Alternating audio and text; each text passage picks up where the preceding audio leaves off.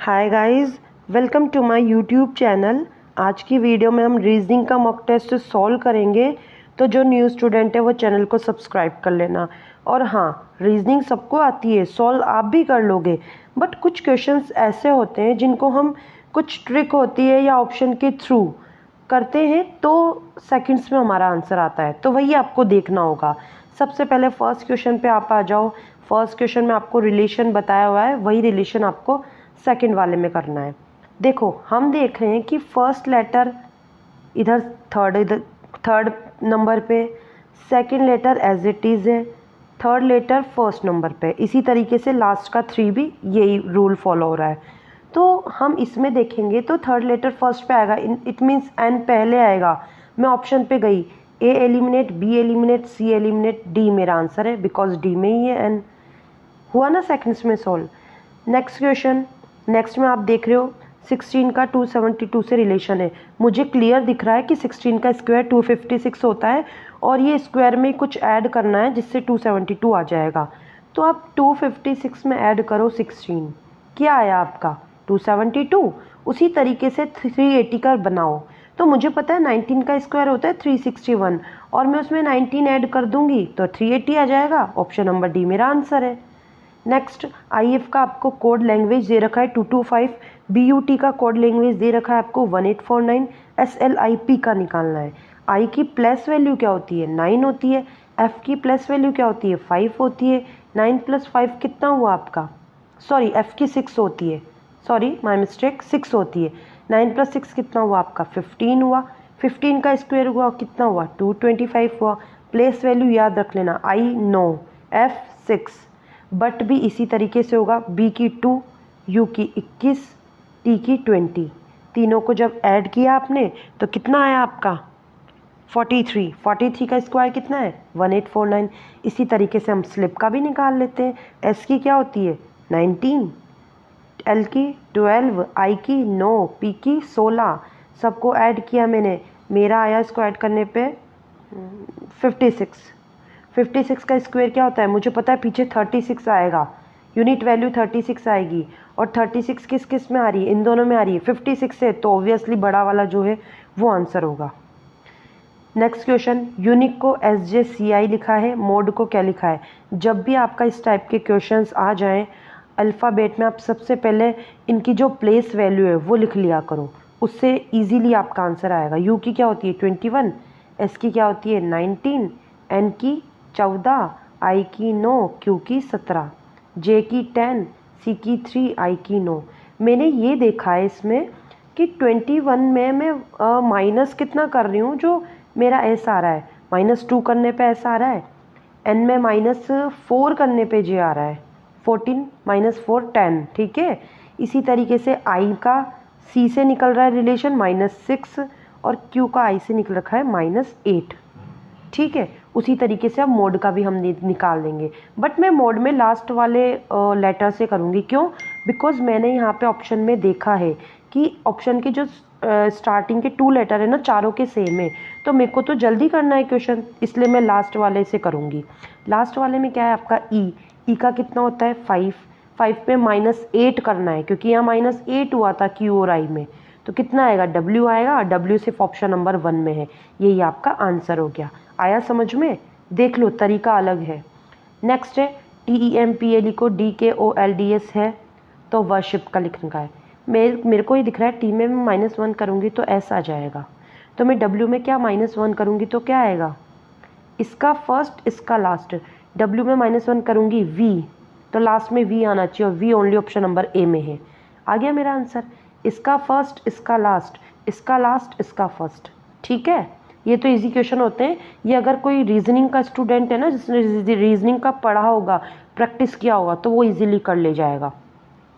Next question में असमान पूछा है। ऑब्वियसली गला असमान है क्योंकि नाक कान और आँख, तो ये मतलब इस टाइप के क्वेश्चन तो पता है हर कोई कर ले जाता है। नेक्स्ट हाँ, इस टाइप के क्वेश्चन में फंसता है स्टूडेंट। कैसे फंसता है, क्योंकि वो बस सोचने लग जाता है क्या करना है क्या करना है। मैं बताती हूँ, मेरे को दिख रहा है 11 में मैं क्या मल्टीप्लाई करूँगी 143 आएगा, ऑब्वियसली 13 करूँगी।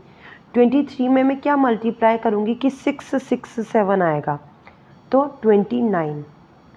उसी तरीके से 17 में क्या मल्टीप्लाई करोगे तो 323 आ जाएगा तो 19। आपने ये नोट नहीं किया कि अभी मैं ये मल्टीप्लाई कर रही हूँ ना, तो ये अभाज्य संख्याओं का एक क्रमागत। उसी तरीके से 19 में 5 पीछे, इसका मतलब 25 किया है, बट ये क्रमागत अभाज्य संख्या नहीं है, इसलिए ऑप्शन नंबर सी इसका आंसर है। ईजी है। इस टाइप के क्वेश्चन जब आएंगे जब प्रैक्टिस करोगे, ठीक है। हैंड टू हैंड टाइम लगेगा, हो सकता है आ जाए, बट प्रैक्टिस करोगे तो वो आपका टाइम सेव होएगा, वो आप दूसरे क्वेश्चन में करना यूज़। नेक्स्ट आपको दे रखी है सीरीज़, सबसे इजी, कुछ मत देखो, ये देखो कि ये बढ़ रहा है, बढ़ते हुए क्रम में तो 37 से बड़ी संख्या आएगी, और वो सिर्फ ओनली ऑप्शन नंबर ए में दे रखी है, ठीक है। और वैसे इसका मेथड है कि अभाज्य संख्या है। आया समझ। अब ये वाला बहुत अच्छा क्वेश्चन है, आपको इसमें सीरीज़ दे रखी है और आपको बोला हुआ है कि जो कोष्टक के अंदर है ना, वो आपको विकल्प जो दे रखा है उसमें से कौन सा विकल्प सही है। मैं तो सबसे पहले क्या बोलती हूँ, प्लेस वैल्यू कर लिखनी है। जे की कितनी है 10, बी की कितनी है 2, टी की कितनी है 20, एल की कितनी है 12, डी की कितनी है 4, डब्ल्यू की कितनी है 23। मेरे को दिख रहा है जे में 10 ऐड करने पे 20 आ रहा है, और फिर 10 ऐड किया तो डी आ रहा है, तो ये मतलब ये वाला फर्स्ट वाला कोष्टक तो सही है। अब मैं ऑप्शन पे जाऊंगी, पहले चलो सेकंड वाला भी चेक कर लेते हैं हम। सेकंड वाले में हमने देखा बी 10 ऐड किया, एल 10 ऐड करूँगी तो 12 में 10 ऐड करेंगे 24 आएगा, ना कि 23 आएगा। सेकंड वाला ऑप्शन गलत, सेकंड वाला जो कोष्टक है वो गलत है।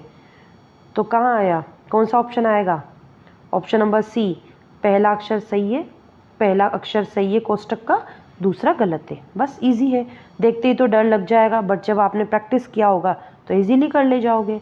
नेक्स्ट क्वेश्चन आपको दिया हुआ है, बताना है आगे क्या आएगा। अब बहुत से स्टूडेंट इसमें लगाते रहते हैं, दिमाग लगाते रहते हैं, बट कुछ नहीं करना।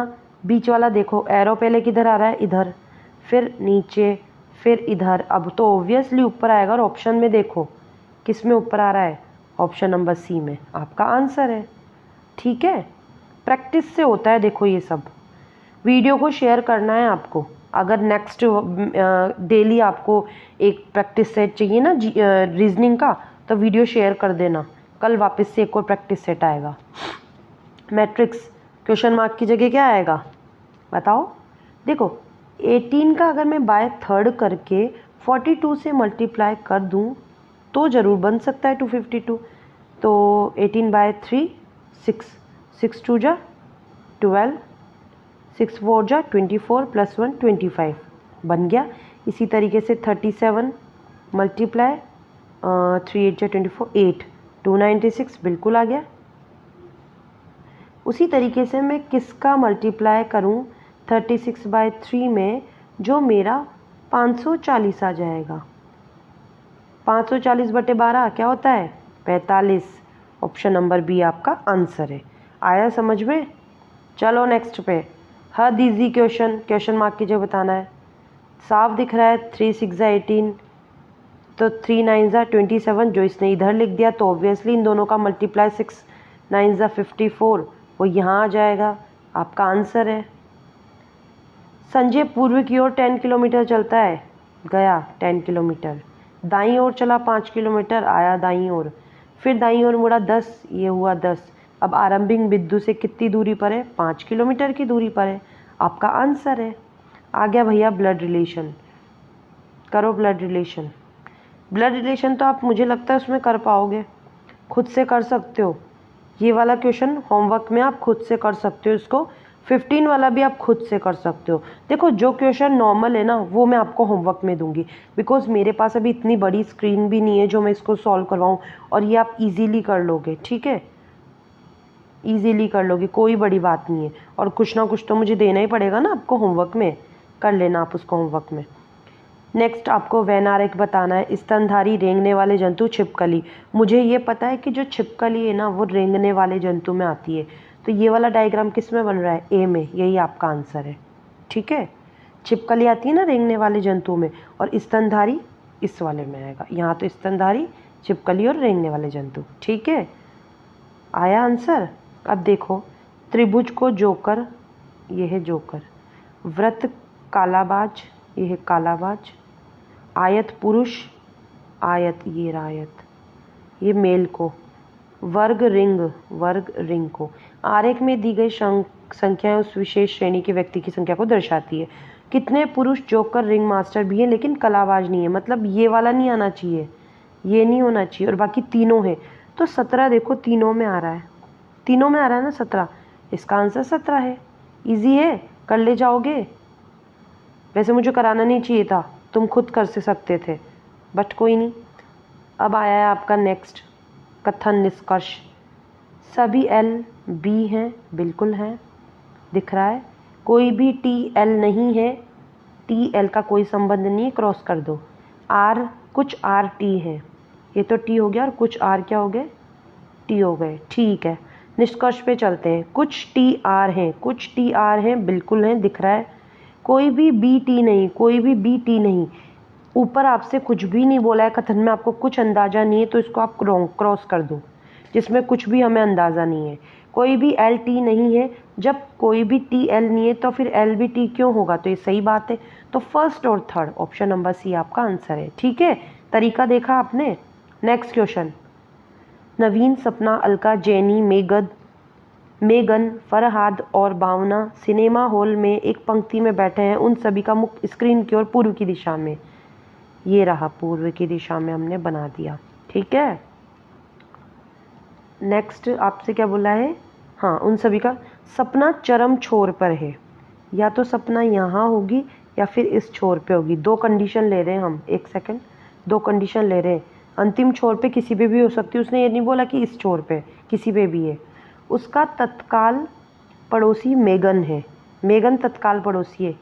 मेगन फिर यहाँ आएगा, और अगर यहाँ होगी तो यहाँ आएगा। भावना के एक और मेगन, दूसरी ओर फरहाद है। भावना के एक और मेगन, नहीं सॉरी, एक शायद कुछ मिस हो गया, एक मिनट वापस से देखते हैं। उसका तत्काल पड़ोसी मेगन है, ओके, एक लाइन मिस हो गई थी। जेनी मेगन के दाहिने तरफ है, मेगन के दाहिने तरफ। आप इसका दाहिना क्या है, इधर है ना इसका दाहिना, और मेगन का दाहिना इधर है, इसका दाहिना इधर है, मतलब ये कंडीशन तो बिल्कुल रॉन्ग हो चुकी है, तो कंडीशन यही बनेगी। मेगन के दाहिने कौन है, कौन है दाहिने, जेनी है, बट उसने ये नहीं बोला किधर है, तो कहीं भी हो सकता है जेनी, ठीक है, बट दाहिने और ही होगा। आया समझ में, दो कंडीशन बनाई थी, कंडीशंस बना के करना, इस टाइप के क्वेश्चन जल्दी सॉल्व होंगे। अब इसने बोला है भावना के एक और मेगन और दूसरी ओर फरहाद है। भावना के एक और मेगन और दूसरी ओर फरहाद है, भावना के। तो आप ये देखो, मेगन जब यहाँ था तो मतलब यहाँ भावना होगी, इसके एक और मेगन है, एक और फरहाद है, जैसा इसने बोला मैंने वैसा ही किया है, ठीक है। अब नेक्स्ट आता है, अलका जेनी के तत्काल दाई हैं। जेनी के तत्काल दाई हैं, जो दक्षिण छोर से तीसरे स्थान पर बैठी है। तो ये टोटल कितने थे, 1 2 3 4 5 6 7 थे, 7 थे। तो 1 2 3 4 5 6 और 7, तो किसके 1 2 3 4 5 6 7, मतलब 3 और इंसान है, 3 और बचे हुए हैं। उसने बोला है अलका जेनी के तत्काल दाईं ओर है, जो दक्षिण छोर से तीसरे स्थान पे बैठी है। मतलब अलका कहाँ बैठी हुई है, दक्षिण छोर से तीसरे स्थान पर बैठी है। अलका जेनी के तत्काल दाईं ओर है, जेनी के तत्काल दाईं ओर है, जो दक्षिण से तीसरे स्थान पर बैठी है। जेनी जो बोला है तो मतलब सेकंड वाला, जेनी दक्षिण से तीसरे स्थान पर बैठी है। और फिर कौन था, अलका इधर आ गई, और बचा कौन, नवीन इधर आ गया। आया समझ में, जैसा इसने बोला है मैंने वैसा ही किया है। अब याद रखना, जब भी ऐसे जो आ जाता है तो ये सेकंड पर्सन के लिए यूज़ होता है। अब क्या पूछा आपसे, जेनी निम्नलिखित लोगों में से किस जोड़े के ठीक बीच में बैठी है, तो फरहाद और अलका, तो ऑप्शन नंबर ए आपका आंसर है। आया समझ में, जब भी आपका सिटिंग अरेंजमेंट का क्वेश्चन आता है, आपको दो कंडीशन या जितनी भी कंडीशन बन रही है पहले वो बनानी है, फिर एलिमिनेट होता जाएगा तो आपको भी पता लग जाएगा आपका आंसर क्या है। आ गया होगा समझ, आई थिंक। आपको बताना है क्वेश्चन मार्क की जगह निम्न चारों में से क्या आएगा। तो ये देखो, जब ये त्रिभुज ऐसे बन रहा है ऊपर, ये ऊपर, ये ऊपर, मतलब त्रिभुज यूं ऊपर ही बनेगा। ये नहीं होगा, ये नहीं होगा, ये नहीं होगा, ऑप्शन नंबर ए आपका आंसर है। आया ना, इजी से हो गया। नेक्स्ट, दी गई प्रश्न आकृति अंतर्निहित है। ये वाली आकृति इनमें से किस में दिख रही है आपको? किस में दिख रही है? देखो, सेम आकृति जिसमें ऐसे बॉक्स बना है, तो मैंने जब देखा तो इसमें ये बन रही। बी ऑप्शन आपका आंसर हुआ। ठीक है। कम से कम कितनी सीधी रेखाओं को ज़रूरत होगी आकृति को बनाने के लिए? कम से कम कितनी सीधी रेखाओं की आकृति होगी? एक तो ये ए, ठीक है, एक कौन सी? 2, ठीक, 3, ठीक, 4, 5, 6। 6 तो ये क्या हो गई? ऐसी हो गई 6। एक ये 7, ठीक है, समझ आ रहा है ना? 7। उसके अलावा कौन सी बनेगी? एक ही 8, सीधी रेखा है 8, और एक फिर ये 9, ठीक है, फिर ये 10। मैं आपके सामने बता रही हूँ, आपको ध्यान से देखना। सीधी रेखा बोली है उसने। 10 के बाद और कौन सी बची? एक ये 11, ठीक, 12, 13। 13 रेखाएं बन रही है, टोटल 13। ठीक, बिल्कुल सीधी रेखा बोली है उसने, जो इसके डायग्राम को बनाने के लिए यूज में हुई है। नेक्स्ट क्वेश्चन हद इजी क्वेश्चन है। आपको इस वाले चिन्ह का विपरीत फलक बताना है। तो ये देखो, ये वाला, इसमें इसका कंपैरिजन हम इससे कर सकते हैं, बिल्कुल कर सकते हैं। Hash, @ and this. इसी तरीके से हैश, दिस एंड दिस, मतलब परसेंटेज वाला जो है वो आएगा इसके विपरीत। आपका आंसर आ गया। चलो नेक्स्ट पे चलो। अंग्रेजी शब्दों में आते हैं। इसको वही अंग्रेजी बहुत इजी से हो जाता है ये। और अपना क्या है, हो सकता है आपके इसमें तो 5 आपको दे रखे हैं वर्ड, 7 वो भी आ सकती है स्पेलिंग, क्योंकि अभी जो एनटीए का पैटर्न आया था ना, अभी एनटीए का पेपर हुआ था, उसमें 7 स्पेलिंग दे रखी थी। तो देखो, सबसे पहले CA सब में है, P और T। P पहले आएगा या T पहले आएगा?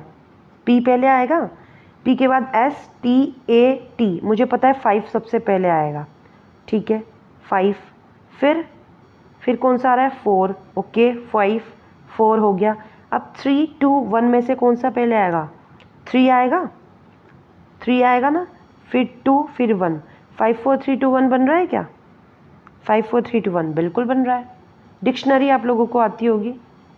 नेक्स्ट, एक तार्किक या अर्थपूर्ण क्रम में व्यवस्थित कीजिए। इस टाइप का क्वेश्चन ज़रूर से आएगा, आता है, इसको कर लेना आप, बिल्कुल से आता है, ठीक है। बादल, इंद्रधनुष, विध्वंस, वर्षा, निम्न दबाव, बाढ़। सबसे पहले क्या आएगा? लो प्रेशर होगा, सबसे पहले लो प्रेशर, ठीक है। तो मतलब सी ऑप्शन कैंसिल हो चुका है।